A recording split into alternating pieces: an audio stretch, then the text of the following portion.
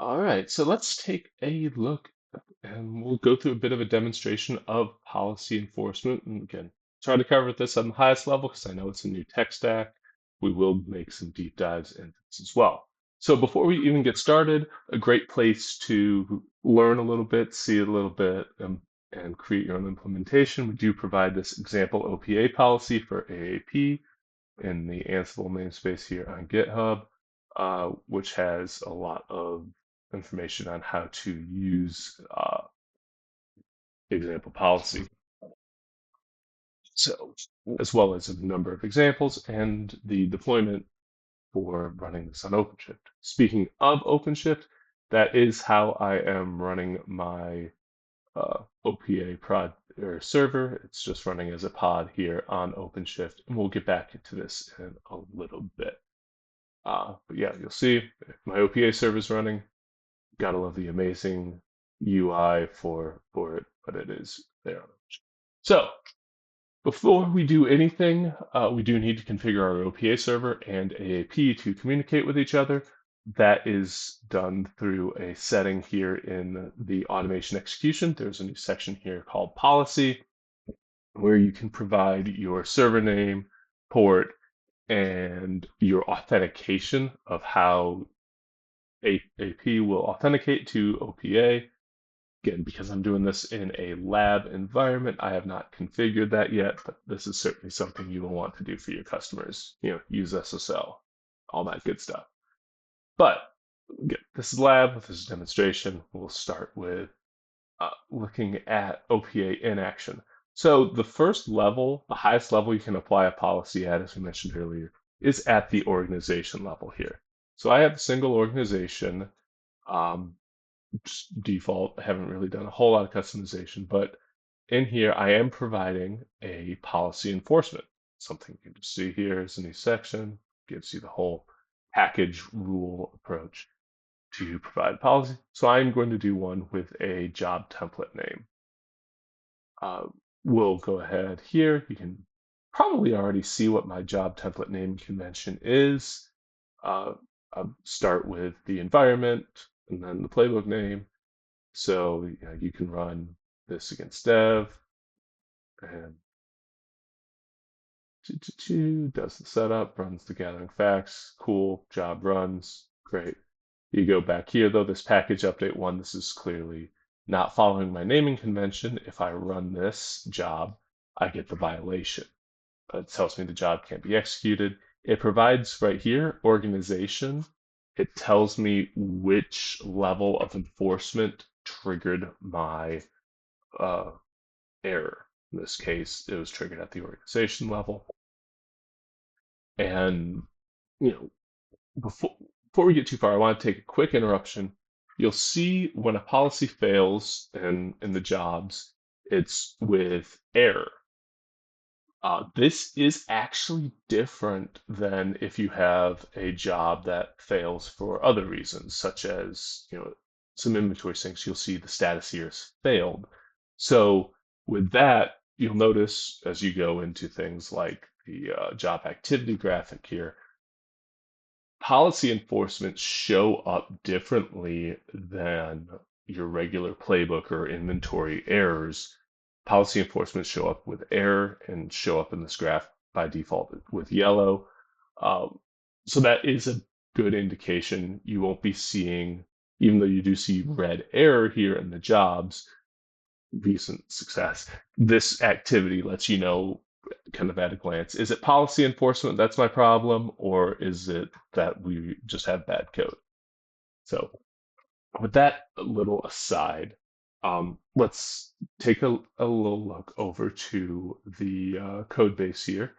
And so this is, again, we go policy. This is the policy that I put together for your job template name. Okay, we also have another job template naming one in the examples that's a little bit different that pulls from the organization and inventory naming such. But this is all it is. Now, how do you take this file and get it into your OPA server? I mean, as you probably saw from the OPA server, it's not going to be the fanciest of things. The way you load policies up is with a put API call. So for the sanity of trying to do this quite often, wrap it into a script, and I'll provide this script as part of my code base as well. But yeah, I'm just doing a curl put to the API endpoint with the policy file. We'll look at that in a little bit more detail uh, when we get into the debugging section.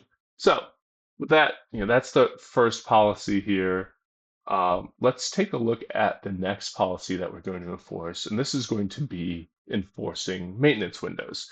So something that makes a lot of sense to apply at an inventory sort of level would be maintenance. We want our production inventory to only be worked on during off hours, and you may also want your dev inventory to only be worked on during daytime hours, so that anything that goes wrong can be observed.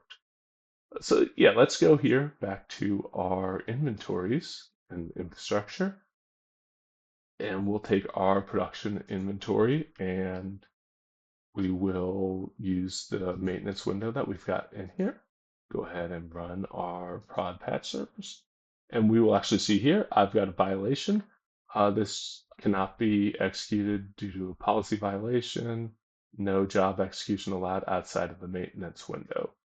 So let's go back here and flip this and see, okay, I've got two maintenance windows set up, one for day, one for night. And now if we switch it up, this will actually run. Just like before, we saw we did have a violation, and we can go back and look at our violations. If you were wondering, you can go back and see it again. It was at the inventory level, gave us an output, so we understand no job execution was allowed outside of our window. Uh, so that's a good inventory level. Let's look at something that's going to be more practical, something that's going to be at least a starting point for where you're going to get into some heavy customization and implementing a policy that a lot of our customers are going to ask for. How do I use my policy to interact with a third party system?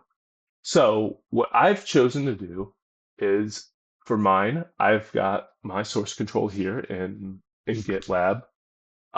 This is this is the playbook I've been running, the simplest patch servers ever. But I want to put a rule in place where I only allow automation to run if a corresponding issue is open for that automation to run. Again, this is just a simple one using GitLab, but you could do something very similar with checking against a CMDB, checking against a ServiceNow or another ITSM to make sure there's a change order, that there's a ticket in place, whatever it may be. So I'm going to go back here. I've got a test environment for checking to make sure I've got a valid ticket. So provide my Git ticket number or Git issue number rather. I'll provide that, and this will go ahead and launch my job. And again, because I have a valid ticket, it ran. Let's go ahead and try that same thing again, but this time we'll provide an issue number that I don't have. We'll go ahead and now we actually throw a violation. Job template, there is no GitLab issue number 2. It did not return. So that is a completely different idea. Now we can use our policy agent to interact with a web interface to check, is this automation allowed? So let's look here a bit at that code, what that looks like. Again, I've got a ticket check here. I get the URL. I've got it a little bit automated to check, and it will pull whatever project I'm running or this playbook is in. Does the Git issue exist? The issue coming again from the extra vars that I specify. Do a little transformation to get it into a valid URL, do an HTTP send, and make sure I get a 200 status code back. Again, I'm not doing anything with the response to it, just that it returns valid. Again, this is just a starting point. You can continue to work from here. And then, yeah, same sort of thing. It's allowed if the issue exists, it's denied if it doesn't, because the default is false. A little bit of a different structure, but again, also another way of doing a rego expression. Now, something we do need to stop and look a little bit is what I've done so far is always just been applying a single rule to a job template. How do we do something in a way that we can apply multiple policies at the same time? Uh, it's a little bit tricky because again, just with the way it's built, you can only provide a single policy. However, you can make a policy that consists of multiple policies. So I've got one here, uh, just calling it multi-step, that I can import a job template policy, and in this case, I'm doing a Git branch validation policy. Another good one to make sure people aren't changing that or running branches with inventories that don't match, whatever.